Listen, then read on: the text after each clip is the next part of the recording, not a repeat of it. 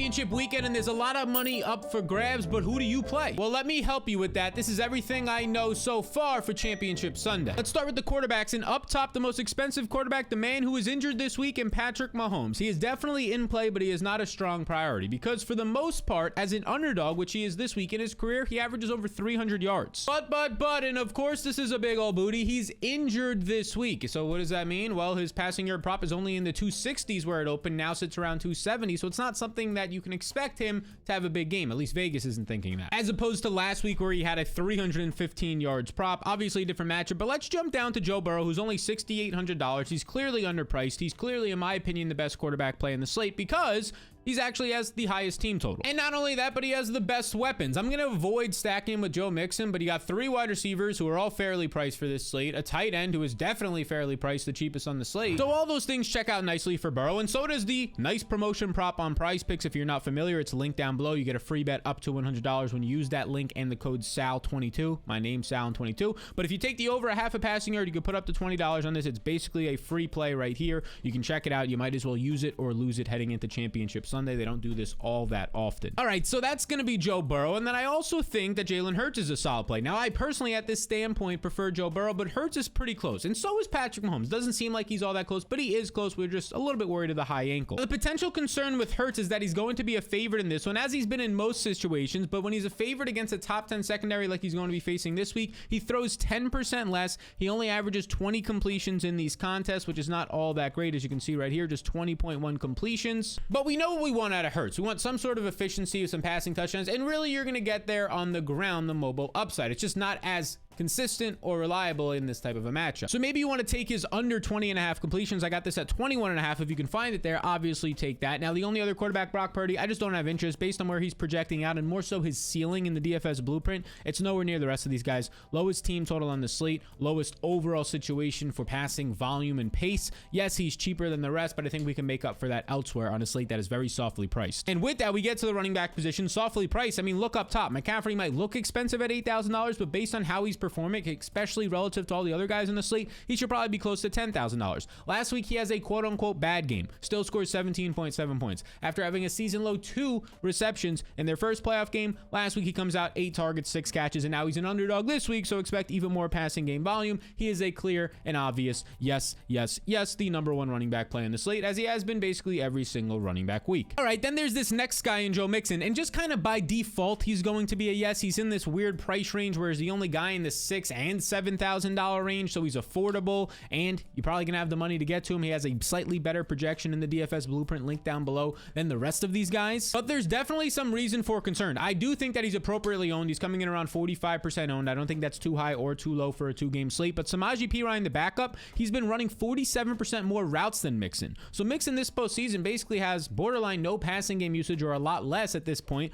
but he's still seeing most of the work on the ground. Expect 15 plus touches. It keeps Mixon in play, but maybe you take his, and I already have, under 25.5 receiving yards. It's hit the first 2 weeks of the postseason. All right, so now we're in a wonky place at the running back position because the clear, obvious best play, in my opinion, McCaffrey's there. Okay, we talked about him. Joe Mixon's there. Okay, he's been good for most of the season. Still going to see a lot of carries, but then we get some split backfields. Is there value? Let's find out. So Jerick McKinnon's here, and a lot of people might be screaming and running for the hills, and because of that, I'm going to say yes. Now, last week, yeah, it was bad. 2.5 fantasy points, but he had a season high 11 rush attempts, and also a season low 0 targets for the first time all year. So something's got to give here. It's causing his ownership to drop this week significantly. He's coming in right now as the 5th highest owned running back behind guys like Miles Sanders and his own teammate Isaiah Pacheco, who had a nice week last week, but I'm expecting targets this week, especially from a hobbled Patrick Mahomes. Because of that, I think we can find some leverage there. Isaiah Pacheco's coming in appropriately owned. He's a solid play. There's nothing wrong with him. I don't think he's a bad play on the slate. He had 100 plus yards last week as a 7th round. Let me repeat that, 7th round rookie. They trusted him to give him a team high out of the backfield, 13 touches, over 100 total yards. He's been great all year long. He's shown his dynamic ability, especially after contact. So he remains in play. I'm just not super sold on his passing game upside like a McKinnon. Again, it was just 1 week for McKinnon that he didn't get there. Don't hold that totally against him, especially with dropping ownership. Okay, well, what about Miles Sanders down here? As of right now, I'm actually going to put a no on Miles Sanders, and this is basically an ownership play. Now, of course, if you're playing 10 or 100 plus lineups, yeah, play some Miles Sanders. But if you're somebody playing 1 to 2 to 3 lineups, I would try to avoid Miles Sanders this week. He's $5,200, and very quietly, as my tweet's going to reference here, the Eagles, their last 3 games, including a postseason game last week, are using 3 running backs, and not just in the blowout. They were using 3 running backs in the first half last week, leading Sanders to just play 40% of the snaps. Now, you might ask, do you like any of these value running backs? Based on their price tags, I'm not really going to touch Elijah Mitchell. Kenneth Gainwell, I like his over 9.5 rushing yards, but other than that, no. Boston Scott, no. Samaje Perine, if you're going to choose a backup, I'll just go to the cheapest one who's seeing a little bit more passing game work. There's a chance you get a 2-catch, 20-yard and a touchdown game, but at the end of the day, I'll stay away from these guys. If you're throwing a dart in the Millie Maker or something like that, it would be Perine. And now let's scoot on over to wide receivers. And we start up top with Jamar Chase. He's going to be a yes for me because the way that this slate is priced, he's affordable. You can easily get to him and McCaffrey if you wanted to. And the other expensive guys are these Eagles wide receivers, and then there's nobody else. And Jamar Chase is a much better play this week than the Eagles wide receivers. Chase last week just continues to dominate. He runs 36 routes. Fantastic. He's out there all the time. 97% of the snaps. He earns 8 targets. Even better. Should have had 2 touchdowns. He's great. But then I'm worried about the Eagles wide receivers because a guy like Devonta Smith is going to have this matchup against Tre'Davious Ward, because you're going to see on the opposite side, Lenore, a bigger cornerback, see some of A.J. Brown, most of A.J. Brown. Now, these guys will obviously rotate through.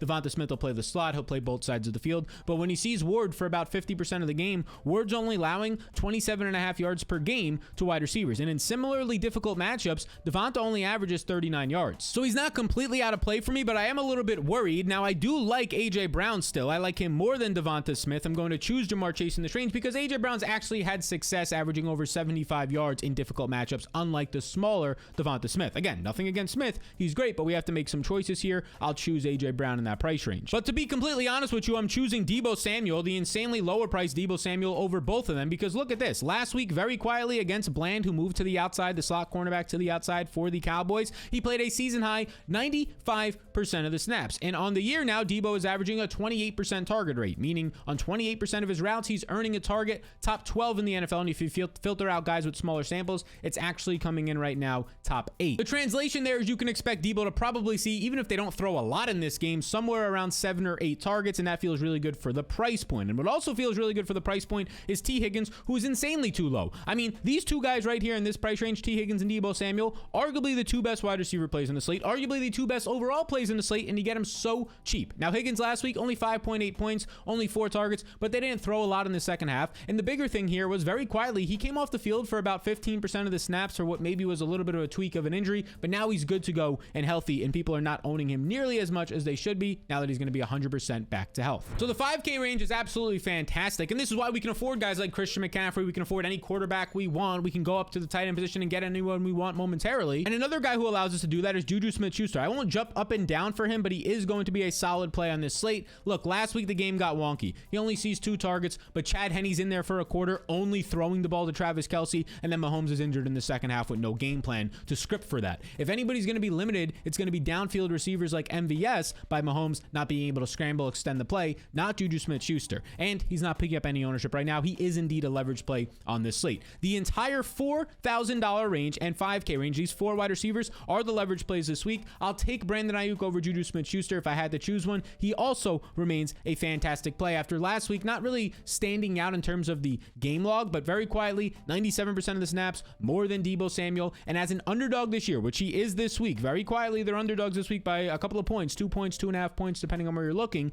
Brandon Ayuk's averaging 81 yards and 6.5 catches. And I put in right here, go ahead and take his over yards if you want to, over 44.5. I took this on Prize Picks. You get a free bet up to $100 and that Joe Burrow free bet. And I even took his over 3.5 receptions. Now that's Brandon Ayuk. So that 4 and 5K range, you can play all those guys if you want. You can take 2 of them, probably is a really good way to start most of your lineups, but that allows everything else to open up. And now it also means you don't really need these $3,000 wide receivers, but one of them that I do like is Tyler Boyd. Yes, he's not a maybe for me. He's going to be an outstanding yes, because look, he plays the 2nd most slot wide receiver snaps this year. And the Kansas City Chiefs allow above average production to the slot. And part of that is because their slot cornerback has been hurt for most of the year, including coming into this week. And that's L'Jarius Sneed, who's been fantastic, but he's dealing with both a nose injury, yes, a nose injury, and a hip injury coming into this week. Consider Tyler Boyd over 30.5 yards is where he is on some sites. He's now up to 32.5 on Prize Picks. I would consider the over there. Because of the value we're finding up here, none of these other guys are all that exciting. Like Kadarius Toney and MVS, they remain in play because they're on the field with Patrick Mahomes. But but for Kadarius Toney specifically, yeah, he had 10 points last week. Yeah, he had an insane 7 targets, but he did it on only 11 routes run. He was targeted on 64% of his routes. For comparisons, the most elite wide receivers in the NFL, the Cooper Kupps to Devontae Adams, when they're healthy and rocking and rolling, the Justin Jeffersons are seeing a 30% target rate. So in that game, he saw 2 times higher than the best wide receivers in the league.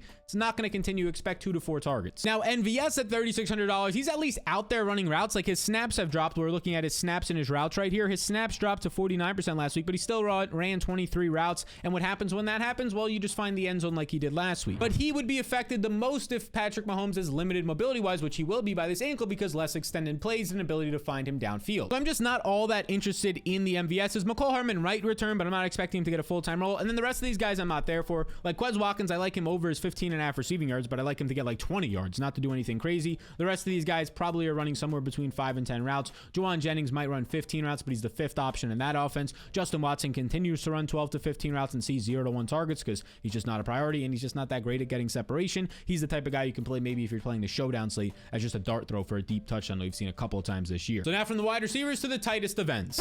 In this entire time in the postseason, you've been able to play these 2 tight end builds, and I think they're solid options. But this week, with all the options we have at wide receiver, and it's so easy to go anywhere, they're less exciting to go 2 tight end builds. But I mean, all 4 of these guys were popping off last week, and they were all great plays. I don't have to tell you anything about Travis Kelce. He's great. He set the record last week for 14 tight end receptions in a postseason game. Now, George Kittle is currently coming in as the 4th highest owned tight end out of all these guys, and George Kittle is somebody who had a good game last week. Yeah, he's not seeing a lot of routes, just 23, just 5 targets, but that's been his entire career. He's been efficient. 14.5 points, and now you're getting him right now as the 4th highest owned tight end on the slate. Based on the way the slate is priced, everybody is going to Dallas Goedert and Travis Kelce. It's something to think about, as he will not be highly owned, and we know he has the upside to put up a couple of touchdowns. So I am interested in George Kittle, and now we get to Dallas Goedert, who right now, Dallas Goedert, great game last week, puts up 16.8 points, and this is really in a game where they didn't throw all that much in the second half. And look, Dallas Goedert, the reason why I'm not going to jump up and down and want to go to him, as of right now, he is coming in as the highest owned tight end on the slate. He is being owned in 60% of the lineups.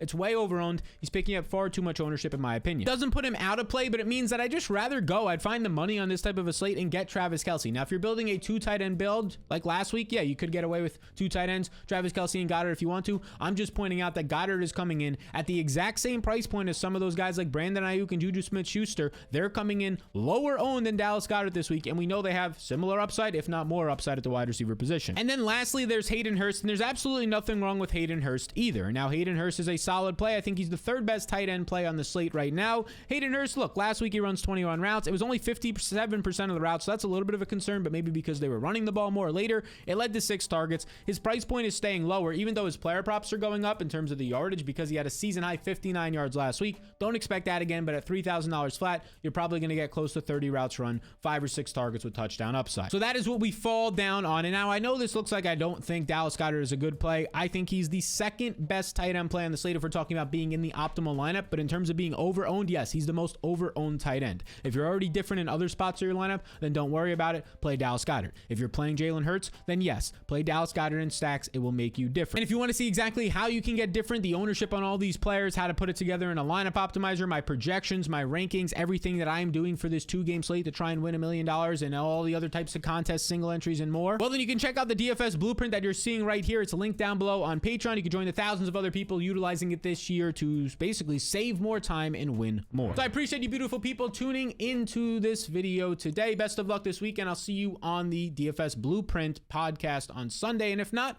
I'll see you in the next one.